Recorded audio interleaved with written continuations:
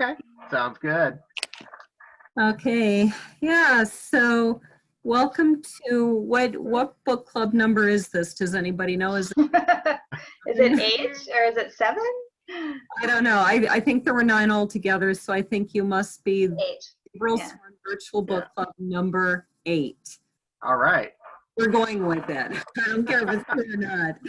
So welcome to Shawn D. Brink, author of The Space in Between trilogy, and also tonight's book, My Gypsy War Diary.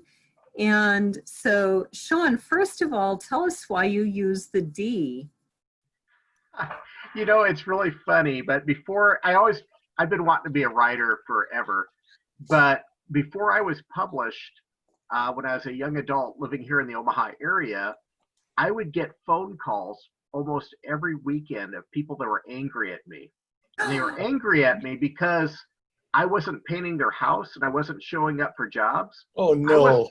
I wasn't a painter, but there was another guy in Omaha named Shawn Brink who never showed up for any of his painting jobs, and I would get yelled at every weekend.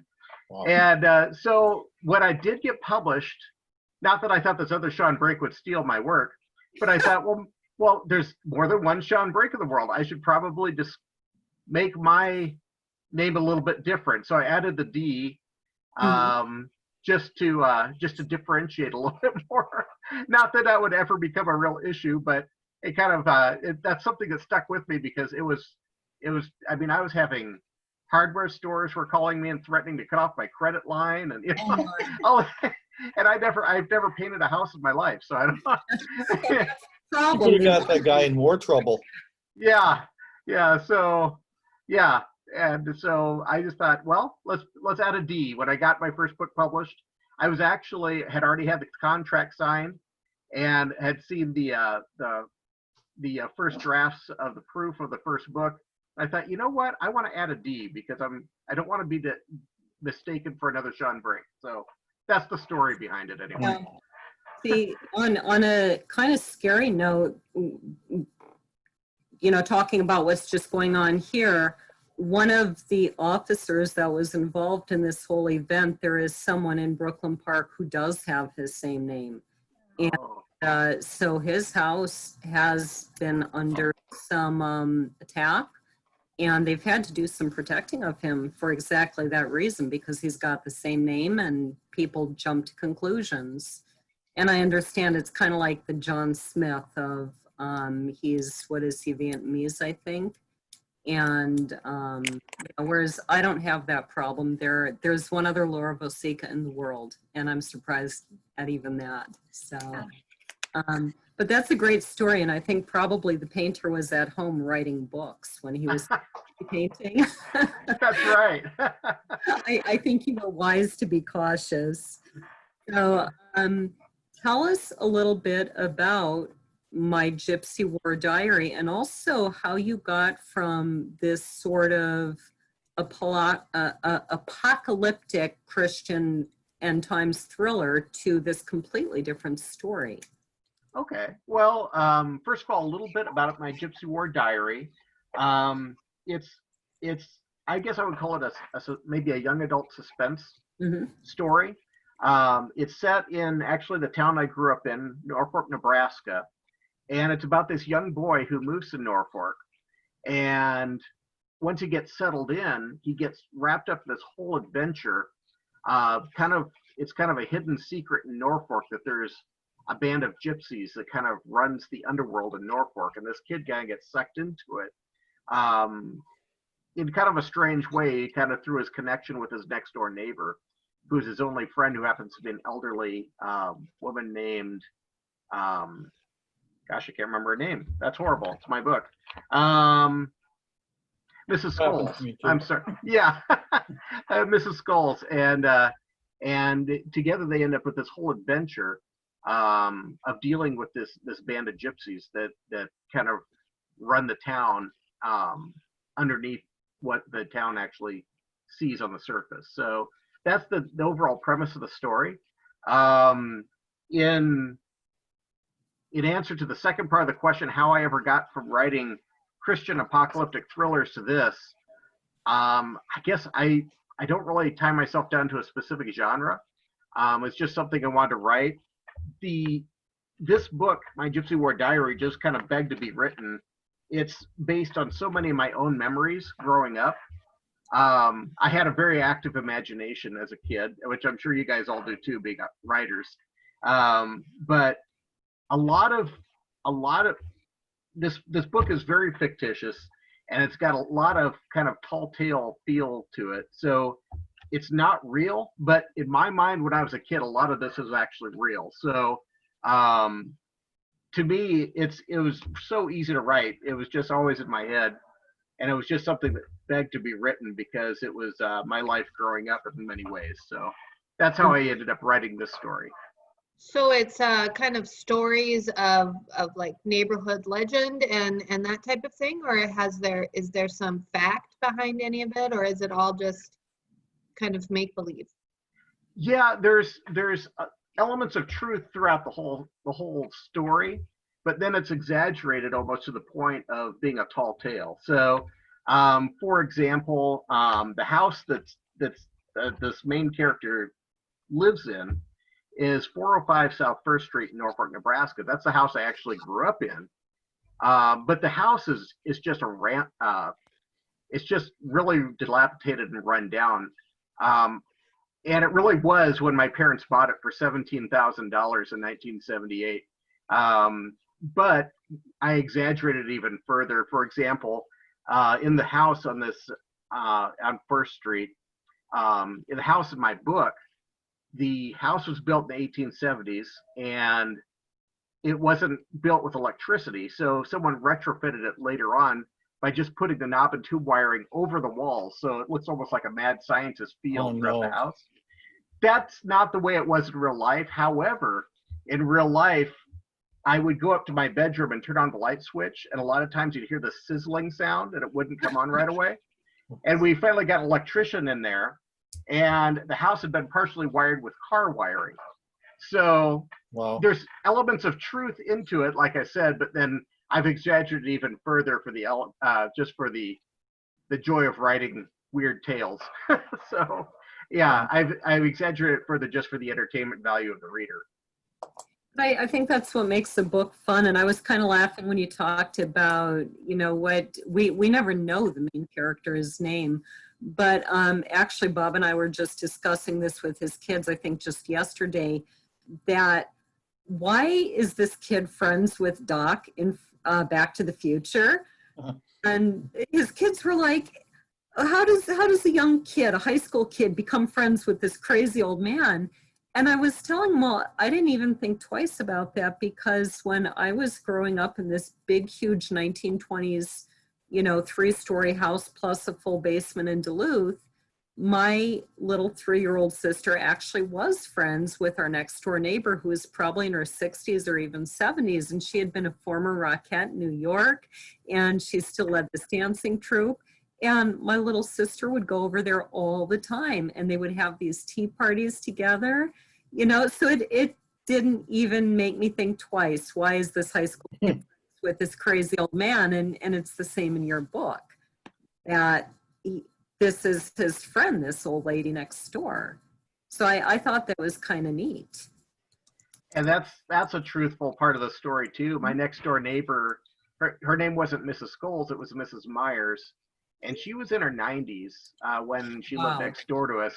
And yeah, I mean, I loved hanging out with her. I'd come over and just sit on her porch with her, and she had the most wonderful stories. She'd tell us about Norfolk, Nebraska back in the 30s and the 40s. And that was the basis for the Mrs. Skull's character, was my next door neighbor, Mrs. Myers. And do you think that some of the history of the book, of the things that happened in the 30s and 40s that she told you about, did those work their way into this story? It did. Her and some other people told some stories too.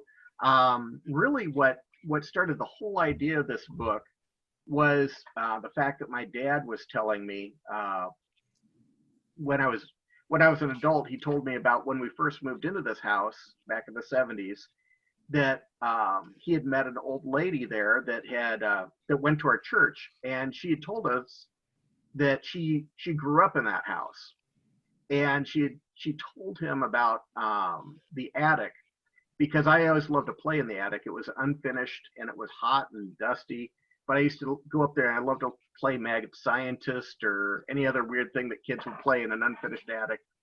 And she told my dad that when she was little, there were times when gypsies would come through the town, and whether it was true or not, I don't know, but the fear was the gypsies would kidnap the children. So they would rush the children up to the attic and hide them in there until they had left. And that really got the whole idea, because kind of one of the main points of this book is the attic in this house and how it can be used to hide from the gypsies. Mhm. So that was kind of the whole idea of how it got started. And Yeah. there's just a ton of other stories too that all have their elements of truth, and some of them did come from Mrs. Myers growing up talking to her. How many of you have read the book, finished the book, part of the book? I did not get a chance to read it. Unfortunately, me either. Yeah, I've read the whole book, of course. So I'll throw this out as a more general perspective. The book is written completely from the first person narrative of this boy. How old is he, Shawn? About 10 or so, maybe 12? When the story starts, he is about 7, and by the end of the story, I believe he's 15. Oh, it actually covers a longer period than I remembered. Yeah. So it's got a number of years in it, but it's the first probably third of the book, he's 7 years old. Okay.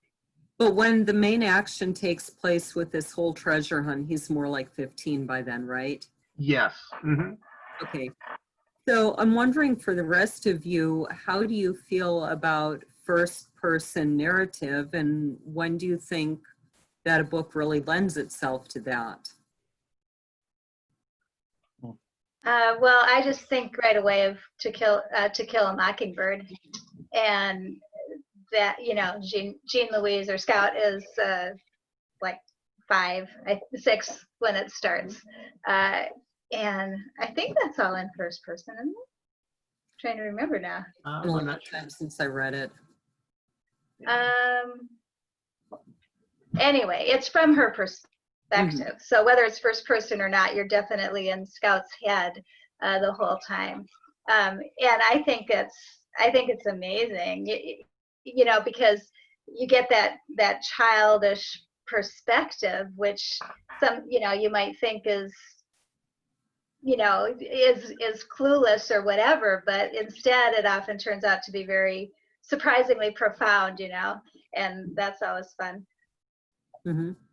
Yeah, I like a first person perspective as well, because you really you feel like you get to be inside that person's head. It's a little different than having it told third person, or having kind of a narrator, tell you a story. You really get to jump in and see what makes a person tick, and I like that a lot. Now, can you make a distinction between first person perspective and what is the other way, where you're only focused on what's happening with one character, but you're not necessarily in their head? Yeah, go ahead, So Beck. that you're not in their head, or you Not are? in their head, but you're Third person, but it's very definitely third person from inside their head. Third person instead of the limited. person saying, I did this and I did this, it would say, Tim Long did this, but the only scenes you ever see are from the perspective of the main character. Yeah, that's third person limited. Yeah. Third person limited. Okay. Well, I like, every perspective has got its advantages and disadvantages. That I think the advantage of first person point of view, which is in my 4th book, it's not in any of my first ones, but is that you can really get the character, display the character more freely, I think, because they're saying their point of view. But of course, the downside is that you have to be able to tell your story entirely from his point of view, and anything that happens off screen, somehow you got to bring it in, right? Right, Shawn? That was a challenge. Yeah. The other books I've ever written, the Space Between trilogy, was all in the third person. So this was my first attempt at writing the first person narrative, but it felt natural to me because, like I said, the main character was kind of based off my own memories. So it almost felt like just the way I would tell the story because it was me anyway. Of course, since it was my story, I'm going to say I did this and I did that, and it really worked for me. But yeah, this was my first attempt at a first person narrative, so it was a little bit of a learning curve to it, I guess we could say, but worked really well, I thought. I liked how it worked because we're really learning things as the narrator himself is learning things. And I think from an author's point of view, when you write like that, it really does force you to tell the story from what they know. Whereas when you're in third person, it is a little bit easy to slip into just, slipping in a detail that all of a sudden you go back and reread and go, wait, the character couldn't possibly have known that. But when you're writing in first person, it's much less likely because you are so in their head and you as a human being know the rest of the story, but you are so focused on their mindset that it doesn't slip in there as easily, I think. I have a question about that then. You're writing about from the perspective of a 7-year-old boy in the beginning. Does his inner voice sound like an uninformed, immature 7-year-old boy? And was that hard to do? It was a little bit hard to do because you got to change, of course, the words you use and the way your thinking process works. You've got to kind of retrain yourself to think and talk as a 7-year-old boy. For example, there's this one scene where the next door neighbor asks the main character if he would like an ice cream cone. And he thinks about it. He goes, well, I would, but could I get ice cream in it? And so you got to think things like that kind of literal idea that kids think through that literal interpretation of things. And so I had to kind of think, well, how would a 7-year-old kid perceive someone offering an ice cream cone? Well, that's not all that great. I'd like some ice cream in it if I could, so, Nice. Yeah. And so it turned out to be a lot of fun to kind of regress back to being a 7-year-old in my head. But yeah, it was a little bit of a challenge at first to get to that level. So this is one of these books. I don't think we see this very often where we never actually know what the main character's name is. Shawn, do you, as the author, do you think that you know the main character's name? Well, in my head, it was me.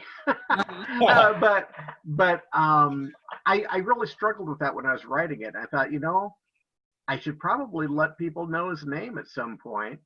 But the further I got into writing it and everything, to be honest, it was a little bit of an experiment. I just thought, there's not very many books out there like that. Now, maybe there's a reason why there's not very many books like that. Maybe it's not a good idea. But whenever I write a book, of course, I want to sell lots of books. And of course, I want it to do well in the Amazon rankings and all of that. But really, I write a book for me. And then, I want it to be entertaining, but I like to push the envelope and try new things just to see what's going to happen with it.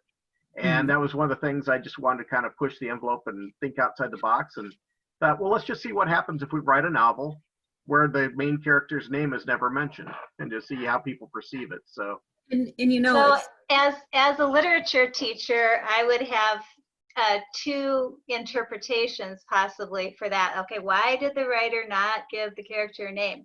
So one might be that the character wants, or the writer wants this character to be universal, and we can all step into that role because the character doesn't have a name. Or the other thing would be that the character has identity issues, okay? Doesn't feel like a real person or something like that. So I'm assuming it's probably the first one in your case. I hope so, because otherwise that would insinuate that maybe I need to seek some professional help. I don't have an identity. I think that brings up an interesting point because the main character is a 7-year-old boy at the beginning, and as he gets older, he spends a lot of watching TV. And he spends a lot of time sort of in his own fictitious imagination, sort of being all these other people. And so I think that's actually an interesting point on Becky's part, whether you intended it or not. But I'll be honest, as I read through the book, I really I'm not sure I ever even noticed until much later when I was writing the blurb for it, that wait a second, I don't know what this guy's name is. How do I write a blurb when I don't know the main character's name? But I was thinking, I have read one other book like that I can think of, and I can't remember the author's last name. It's Andrew something. And it's a somewhat not uncommon last name, and the book is called The Gargoyle. And it's about this man who's in this horrible accident. He's a porn star, and he's a heavy drinker, and he's busy drinking whiskey as he takes these mountain curves on his way home from this wild drug and sex party. And you hardly feel sorry for him when his car crashes and goes up in flames, but he survives. And despite these just horrible, disfiguring burns, he survives. And this weird woman comes into his hospital room claiming they've known each other in past lives. And it's a fascinating story as you go through and wonder, is she crazy? Was she that things. Andrew Davidson? I think so. I think it's Andrew Davidson. Did you just look that up for me? Yeah, I looked that up, yeah. Yeah, The Gargoyle. It's a fascinating book. It's Andrew Davidson's first book. And you realize somewhere along the line, I don't even know this guy's name. But it doesn't matter because it's so intense about who he was, who he's becoming, the question of what really happened. And I think you have that too in your book, Shawn, that there's this mystery of who is this guy who's helping Mrs. Skoll shovel her sidewalk. Why are these people in this old lady's house in the middle of the night with guns? There's so much going on, and then this search for the treasure. And does he end up having a map? Am I remembering that right? He doesn't have a map, but he has, Mrs. Skoll's son has a Bible that has clues in it. Mm-hmm. And so he has a map on a certain level. It's not an actual map, but he has clues in the Bible that leads him to different places in Norfolk where that leads him to the treasure. Yeah. Okay. So you use the technique that the opening chapter actually starts in the middle of the story. And so why did you decide to do it that way? Yeah, I actually did not write it that way on the first drafts. I kind of started with the boy moving to Norfolk and getting situated in Norfolk. And of course, there's a chapter about the first winter in Nebraska and all this kind of stuff. Mm-hmm. And my beta readers were reading it. And they said, I like the writing, I like the story, but it doesn't really pull me in. It doesn't get me latched on right away. And I kind of read it and it's like, yeah, it doesn't really have anything exciting happen. It's just a kid moving to a new town and meeting his next door neighbor, and they become friends, and eventually an adventure starts, but not right away. And so I had to kind of overcome the challenge of how do I get the reader really involved in the story and connected to the story right away, so they'll want to keep on reading. And so what I did was I turned to about the middle of my original manuscript to where an exciting scene was, where it happens to be he's in the attic of this abandoned farmhouse, and these people are coming up the stairs after him. They're armed, they have guns, and he is hiding in this attic hoping that they won't find him. And that's how the opening chapter really starts. It grabs you right away with the suspense, this action. And then you spend the rest of the book, or a large part of the book after that, finding out what led up to that moment. And why is it so important that he got out of that attic alive and got away with this Bible that he has in his hand? Mm-hmm. And where did the Bible come from? And it opens up so many questions that have to be answered that I think it keeps the reader wanting to turn the pages and find out more answers. Yeah. And I think that's an interesting conundrum that authors can face, that I think the current advice is start in the middle of the action. And if you need to back up, But then there's also the issue that you need to make sure that somehow the reader cares what happens to this character. And I really fought that battle with my opening scenes, but I'm curious about the rest of you as authors. Do you run into that question? So how do you solve it, Becky? Well, there's also the issue of not giving a super confusing timeline, you know, because, you know, linearly, like postmodernist fiction will be like timelines are just all over the board, and I don't particularly like postmodernist, you know. So I tried writing a piece one time where I kept on getting to a point and then doing a flashback and then getting to another point and doing a flashback, and I got some professional editing advice on it that said, no, you just need to give the reader a linear time frame. So, you know, I think if you do like one major hop back and then keep going forward, you don't confuse the reader too much. So that's what I think, you know, you have to, I agree, you have to start at you have to get into something interesting pretty quickly so that the reader cares. And hopefully within that scene, you know, you give them enough investment in your main character that they're rooting for the main character right away. Yeah. Yeah. I think it's a careful combination of action and letting them know the character. And I think in your opening scene, Shawn, you kind of lean more toward the action, like we have no clue who this boy is, but there is this clear action.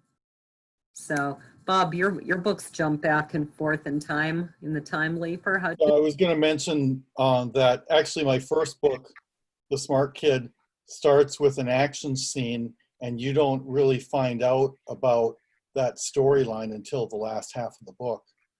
But it is the same type of thing. You do the flashback later, start with the action. So, Shawn, tell us about some of the characters in your book. Sure. So, like I'd mentioned, a lot of the characters are based on some sort of a real life character that I'd met somewhere in Norfolk at different times. But the main character has, as we know, is not named. A child that starts out at age 7. By the end of the story, he's around 15 years of age, and like you said, he lives in his head a lot. A lot of times, he's kind of intertwining reality with TV shows that he likes to watch incessantly. He's a quirky kid, but not by choice. For example, his mother makes him wear bolo ties to school, which doesn't give him a lot of friends. That's kind of the main character. There's, of course, other characters in there. There's Mrs. Scholes, who I already said was based on my neighbor Mrs. Myers growing up. And then there's Mrs. Scholes' son, Milo, who does, you're led to believe does things around her house, like shovels her sidewalk in the winter, that sort of thing. And that was based on Mrs. Myers' son, because I always wanted to help her by shoveling her sidewalk. In fact, my dad would tell me to get out there and shovel Mrs. Myers' sidewalk because she was 90-some years old and she'd do it herself. And I'd always tried to get out there, but she would call her, she always called him her boy, which he was in his 60s. And she'd always send her boy over to do it before I could get done with it, because she didn't think it was right that the neighbors shoveled her walk. So she'd call her boy to come over and do it. I always felt sorry for her boy because he was 60s, and he'd mow her lawn. And you get to sit at the big kids table, right? Yeah. It's like, poor guy never got to grow up really. And then, but so that was based on that character. Even there's a dog that's in just one chapter. His name is Jake. Dog? Yeah, and he's a schnauzer, and he's in the book. He kind of meets an untimely end, but that was even based on another one of my neighbors, schnauzer, growing up. His name was Max, and I could not stand Max growing up because he would always get out of his yard and he would come over and harass us and jump at us and nip at us when we're out playing in the yard. And so that was kind of my revenge, is just how I wrote Jake out of the story. So all these characters are really based on characters that I knew at some level in real life, which I changed the name just to protect myself, if nothing else. Oh, you're going to say to protect the guilty. Yeah. What about some of the various gypsy characters? Were they based on anyone you knew? The gypsy characters, and that is a little bit different. That wasn't so much based on anyone that I knew in particular. That was just on some research I did on, like I said, when the idea for the story came to me, it was because my dad told me about someone that knew about these gypsies. And so I started doing research. Was there really groups of gypsies that roamed the Midwest, in the early 20th century? And there really was these bands of people, especially during the Great Depression. They were more like migrant farmers is what they really were. I wouldn't call them gypsies. And when I use the term gypsies, I'm not meaning that in any way a derogatory term, but so a lot of those characters are based on the research I did and the readings I did on old newspaper clippings and different things from different towns that had reported these groups coming through town. But it really was real that, these groups would come through town, and the people of town, I think largely due to a misunderstanding, had a fear of these groups that would come through town, because a lot of these communities in Nebraska, and I'm sure up in Minnesota was the same way. They were very close-knit communities, and to see a new group of people suddenly arrive was kind of off-putting to them, because they didn't know how to handle that situation. So a lot of times there was a discrimination there that maybe wasn't founded in any sort of fact, or maybe it was partial truths that got them to feel this way. And so that's how I kind of wrote the gypsy characters in. I think I wrote in the story a number of times where it showed that the town was automatically against the gypsies, even though the gypsies in some situations hadn't really done anything to deserve the reputation that they'd gotten. And still, they were an interesting group in the way that I think they had very strong family ties. They banded together. They were going to stick together and protect their own as they saw fit. What was the main character's name, the one who we find out had a long history with Milo? Was it Tabitha? Tabitha, yes. She was kind of the leader of the gypsies. Mhm. Yeah. And she's a fascinating character because we see her from her youth in the 1930s all the way up to her very old age. And we see how this all fits together as to the way they see fit to live and do things, and how Milo, they see things differently. And did you base that difference of viewpoint on anything or any of your research? Well, yeah, I guess, what do you mean by see things differently? You're talking about? I'm talking about how, she sort of lures Milo in, and I don't want to give away too many spoilers. And the gypsies or migrant farmers, whatever they really are, see it as a chance to get some money and go on their way by accusing him of something, whereas he thinks they're deeply in love. Mhm. I saw that as this is just the way Tabitha and her father and brothers are. But have you seen situations where somebody is just coming at it from a completely different perspective? Well, yeah, if I understand the question correctly, really with Tabitha, she had really her own set of values, her own points of view, and being the leader of the gypsies under their code followed Tabitha and what her priorities were. And so really, in a lot of ways, I guess how I base that on different people, I guess I see that a lot of times in different groups where, I guess, maybe on for example, in a cult, people will follow that leader unquestioningly. but Mhm. really it might not be what their sets of values really are deep down, but they've been so ingrained into following this person no matter what would happen. And that's kind of what I got in the character of Tabitha. Mhm. If that answer your question, I'm still Well, low. yeah, I think so. I mean, and that came across that that was part of their whole code of living, is that they follow, uh, not their patriarch, in this case, their matriarch, but that is part of their code, that they stick together no matter what, they follow their matriarch.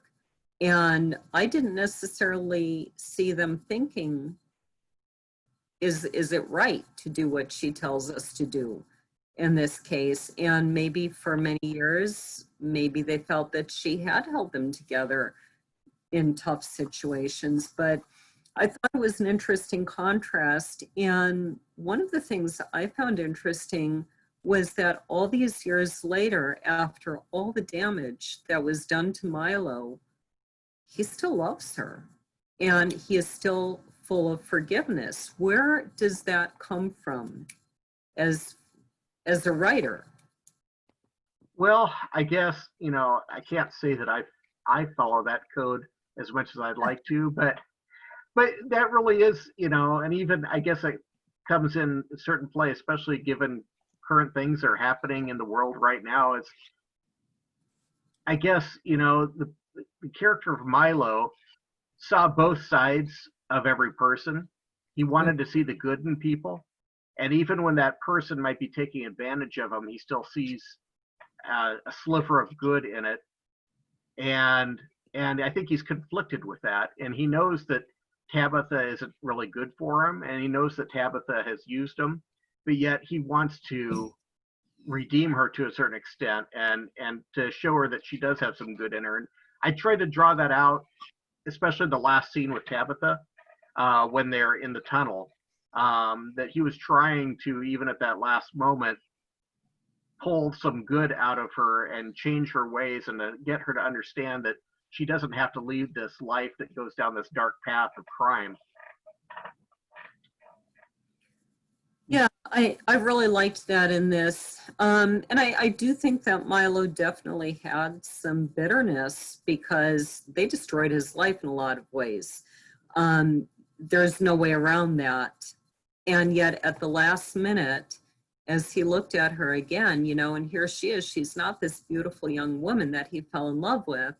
And yet after all these years of this horrible life that he's lived because of what they did, when he sees her again, he sees this beautiful young woman and he sees all that he loved. And I thought that was touching, and there was sort of this torn between the poor guy never learns, and shouldn't we all be that way? Shouldn't we all try and see the best in someone and look at this old woman who's dying and have our heart turned back to compassion? So I thought it was very well done, that you showed the very human fight between what was done to us and being able to still see someone as a human being who's available and so on. Well, yeah, that's kind of the conflict I think most people have at some level within themselves. And that's why I was trying to show through that character, even though with him it's a little bit more pronounced than most people. But yeah, exactly. Yeah. So there are a few plot twists in this book. When you sat down to write this, did you plan that out? I Surprise you as an author. So some of them I had planned out. Others just came to me as I was writing them. And I don't know how much I want to say for those of you that might be thinking of reading the book. I certainly don't want to spoil too much on the plot twists, but there was a number of them that I knew was going to happen. And then there was quite a few of them that I'm sure all of you as writers can relate when you're just writing and suddenly something comes to you as you're writing it. You're going, wow, if this happens, no one would even expect it would happen, but it'd be so cool right there. So then I end up writing it in. Mm-hmm. Yeah. Did you plan out, there's sort of this path, this puzzle that he has to follow, the unnamed main character, to find what he eventually finds, which is pretty phenomenal. And it takes him into all these kind of secret places in the city and takes him to these encounters. How much of that did you have planned out before you wrote the book? I guess a percentage. I couldn't even say what percentage if it was a majority or minority, but a lot of it, especially there's a large section, not a large section, but there's a portion of the book where he's actually under the city streets in kind of the drainage system from the streets, and he's running through the tunnels. And that was all just kind of as I was writing it. It wasn't really planned out. But again, it was based on real life. When I was about 13 years old, my best friend and myself found a way through the Elkhorn River drainage system. We found a way underneath the city streets of Norfolk, and we were running up and down there, and we had firecrackers. And we thought it was really fun to throw these firecrackers and making noise. We didn't realize that we had walked all the way under the main street of the city, which is quite a ways from the river, and people had called the police because they wanted to know if the smoke and bombs were going off underneath the street. And the city workers actually came down, and we got in trouble for that. But but I can't remember where I was going with this. It wasn't planned out when I was writing all this, when this kid is running in the dark underneath the city streets, but it was all in my head. It was almost as if I was remembering when me and my friend were doing this. So it wasn't planned out per se, but it was all in my head already. And even when I was doing that, when I was about 13 years old, I don't know if it's normal for kids to feel this, but I remember running through there and thinking, man, there could be like some kind of creature from a Stephen King novel coming up behind us, and that got my imagination even going then. And then it turned out it wasn't something out of a Stephen King novel. It was a city worker with a light on his hat yelling at us, to get out of the drainage system. Yeah, but go ahead. That's fine. Yeah, that's a fascinating sort of segue into what I was going to comment on or ask, is that this book is very heavily based on Norfolk, Nebraska. And I lived in Norfolk, Virginia, so it's always kind of funny to me to think of a Norfolk that's not by the ocean. But it's very heavily based on what is actually there, or what was. So, for instance, there's a scene where he's going down there's the pipe coming down from the streets and the ladders, and they're going down and down and down. Did you actually go up and down those ladders? Do they exist? The ladders do exist. We didn't go up and down them because how my friends, I guess I should say yes, we did. We actually, how me and my friend found out how to get in, it's very much like the exit into the Elkhorn River where he almost fell into the river. Right. That really does exist out kind of by where we lived in Norfolk. There was just this big drainage pipe stuck out over the river, and it just drained into the river. Well, my friend and myself found out that there was a cross beam across the top of this tunnel, and if we hung over it, we could swing into the pipe, and that's how we got in. And we saw a lot of ladders like that as we were running through there. And the only one we had to go up was the one when we were being escorted out by the city. So, yeah, so that wasn't as much of a fun memory, but yeah, so. It's a great memory, though. I'm enjoying it. Well, it's a great thing I'm not proud of what we did per se, although we really weren't trying to cause trouble. We were just having fun as kids. Yeah. But it wasn't very much fun getting caught. But I'm glad I did it now because it made for a great story. So, Right. Yeah. That makes me want to write a book set up in Duluth. I had this really wonderful walk way before dawn, and I was about 12 or 13, and my older sister and my friend and I went out, and we totally should have been in the camper sleeping where we were supposed to be, right by the side of my house, but it was a fantastic morning, and now I need to write a story about that. But there is another really interesting place in the book. I'm curious if that's accurate too, like really there, the Evil Eye Tavern. That would be really cool if that was a real place, but that is actually completely fictitious. Shoot. Now, I wrote when I was a kid, my brother, my younger brother, actually had a paper route, and he delivered to downtown on the main street. And so we'd go into all the bars. I'd go with him sometimes, and you'd go into the bars to deliver the paper. And a lot of the bars looked like it could have been a cool, like under like a seedy place, kind of in my, you walk in and it'd be all dim, and there'd be guys sitting around at bars. And as a kid, you think of, oh, this is like a mafia place. And so a lot of it was based on that, but the idea of the evil eye itself was completely made up. I had to make it up to make a great starting point for where the Bible was, Milo's Bible, the clues in the Bible had to lead somewhere. So I made that one up. I wish it was real. If there were actual bars in this town, why didn't you use one that was actually there? What did you change and why from what was actually there? Well, I wanted to pick something that would give the idea that the town had a discrimination against the gypsies. Okay. And the Evil Eye did that. The reason that the bar was named the Evil Eye, it was an old bar that was opened in 1932, supposedly, in my fictitious book, by a gentleman who wanted to keep the gypsies out of his bar. So he named it the Evil Eye because gypsies feel that if someone looks at you with the evil eye, then you're cursed. And so he felt by naming his bar the Evil Eye, it would keep gypsies out of his bar. Mm-hmm.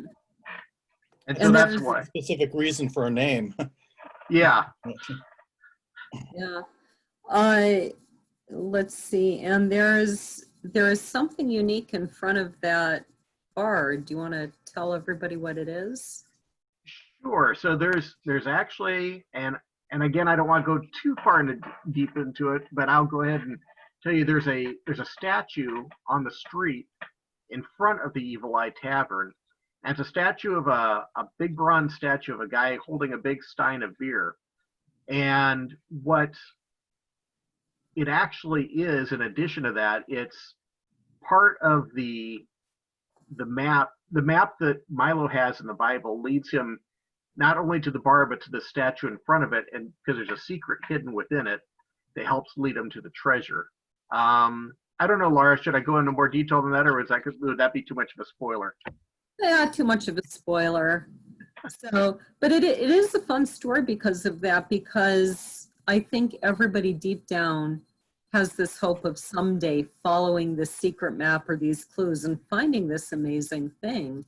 And this is exactly what happens to him. And not only that, but he finds this amazing story. And what I think is kind of cool about your story is, on the one hand, he finds this sort of material treasure, but on the other hand, he finds what I'd say to adults is more of sort of a treasure, this amazing story about human nature and this old love story and this tale of betrayal. And it's just this fascinating story that he stumbles on. So I thought that was kind of cool. What kind of feedback have you gotten from readers about the end of the story? The end of the story, Sorry? How it ends.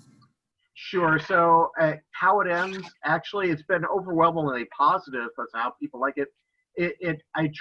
What I tried to do was tie up as many loose ends as I could in the story and give a sense of hope and a happiness to the ending.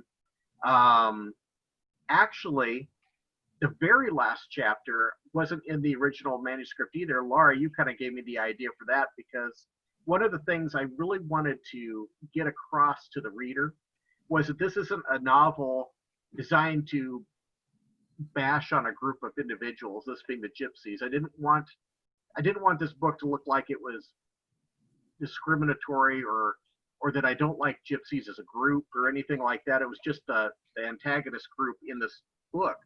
So I wrote the last chapter, and it kind of tied everything up. Basically, the gypsies and the boy kind of reconcile in the end, and they see kind of where each other was coming from, and from different angles from their past, and understand, and there's an understanding and a forgiveness there. Mhm. And again, I don't want to go into too much details for anyone that might want to read it, but that was my goal on the end of the story. And I think from what people have said, that's come across fairly Across. successfully. Yeah. Yeah. And I think that's one of the struggles today, you know, that it becomes in some ways hard to write a story because whoever you portray as the antagonist, somebody might say, oh no, you know, you're bashing on my group, whatever that is. And yet there has to be an antagonist. Somebody's got to be the antagonist. Otherwise it's a story of we all got along and the end. Yeah. You know, so I thought that you really did do a good job with that, that it's just the story of these two different groups. And, you know, for whatever reason, Tabitha and her father and brothers do this horrible thing. And that's on them. You know, that's who they were. But at the end, there is some reconciliation. But it was really a wonderful story of this boy discovering this whole world, you know, where he'd lived. I think what I liked about it was he'd lived entirely in his head in this world of fiction and fantasy, as if his own life wasn't interesting enough. And then he found out, you know, when you pull yourself out of this world of fiction and fantasy, you might find that there is a whole lot going on around you in your own life that you didn't see. So I thought that was kind of a cool aspect of it too. Yeah, it was and it's very truthful. I think maybe, I guess I can't speak for everyone here, but myself as a writer, I do live a lot in my head. I mean, people kind of joke at work. We'll be in a meeting and they can tell what I'm thinking of a novel because they can tell I'm not paying attention at all. And they have to stop the meeting and say, Shawn, pay attention. This is important. Like, oh, I'm sorry. I was working on a novel in my head, you know. But it's something that I wouldn't say I struggle with because I really voluntarily go to those places. But yeah, it's something that I live in my head a lot, and it's great fun, and I just got to put it down on paper. But you also, kind of like on Ferris Bueller's Day Off, if you don't, you know, open your eyes and look around every once in a while, you might miss what's going on. I know that's not a direct quote, but I think that's something he said in the movie. So, yeah. Yeah. So for everyone else here, do you have any questions for Shawn? What is this novel that you're working on in your head? Right now, I've got a couple of novels I'm working on. One is actually finished, and my agent is searching for a home for it. And then I've got one that I'm working on right now is actually a speculative dark fantasy novel about these two brothers that are actually in a cult. One of them escapes from the cult.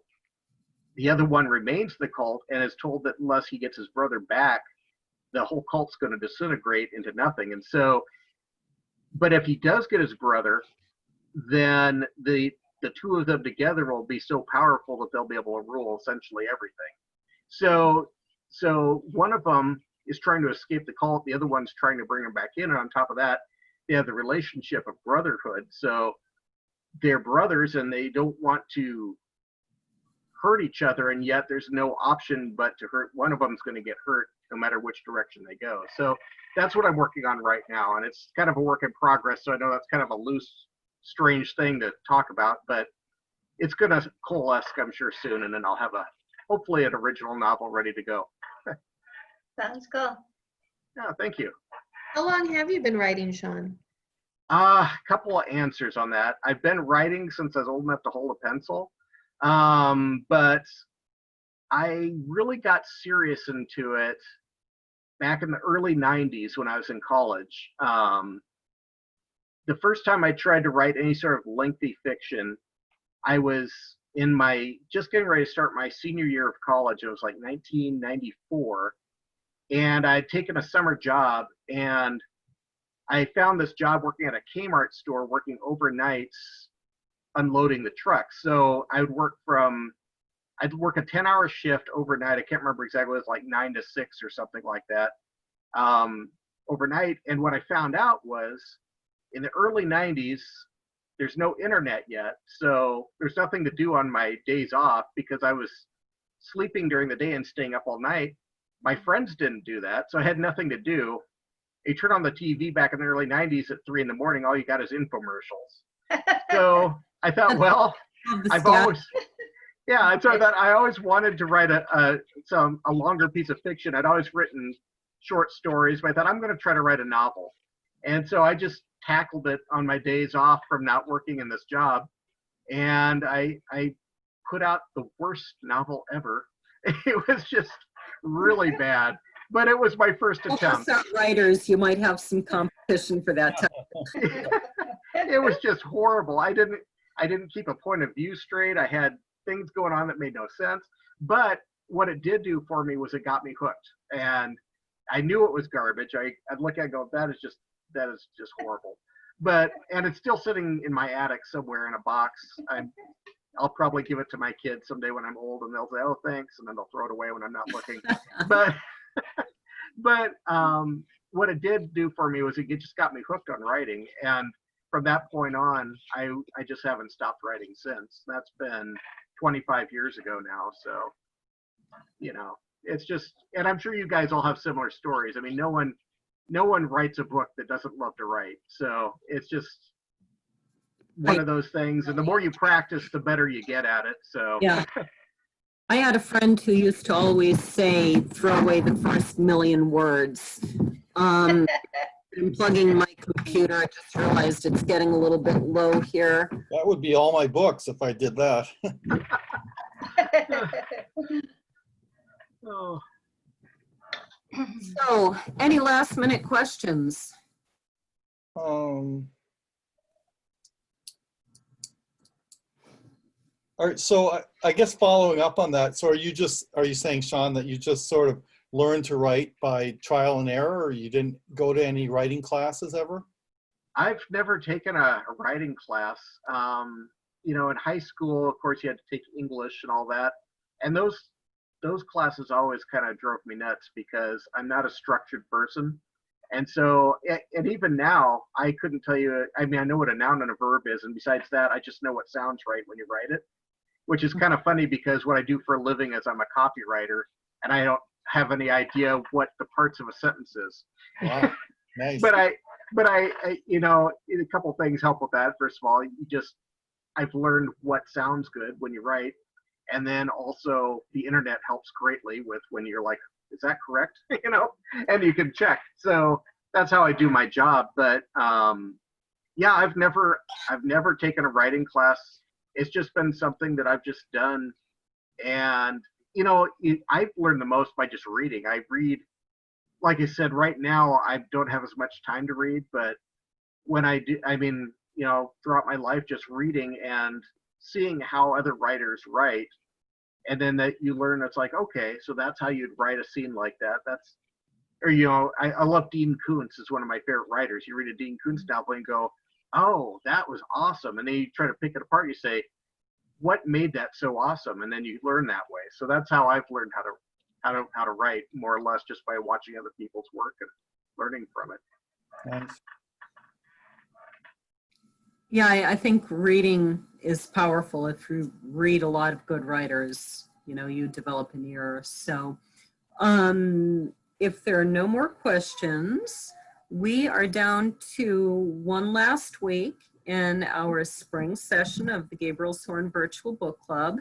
And so next week, June 8th, we will have Loretta and Michael Kehoe's book, A Dream of Dragons. And it's sort of a fantasy novel about this. It's billed as Splash meets Dragons, so Splash as in the movie. So Henry is running along the beach, and he comes across this naked young woman. Oh my.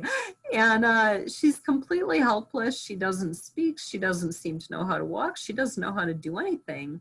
And they can't figure out who she is. So he volunteers to take her in and take care of her. And she learns amazingly fast. but she has to be taught everything. It's literally as if she's a brand new baby, but she learns very quickly. And she's having all these dreams of these golden dragons. And as the story goes on, these dreams become darker and darker, and we start to figure out what these dreams are all about. And let's just say truth is stranger than fiction in the world of this fiction story. So it's a story about Henry sort of dealing with some of his feelings of, you know, his heart becoming very hard because of tragedies that have happened in his past, and how he's finally able to let go of some of that as he and Anne both deal with this question of who she is and what's happening to her. So we have that, and then I'm working on setting up, we're taking the summer off for several reasons, and I'm working on putting together a list for the fall. So there we are. Well, thank you everybody for allowing me to talk about my book. It was really awesome that you guys were here, and thank you very much. You're welcome. Thanks, Shawn. All right, so Okay. we will see you all later. Okay. Okay. Bye. Bye. Bye.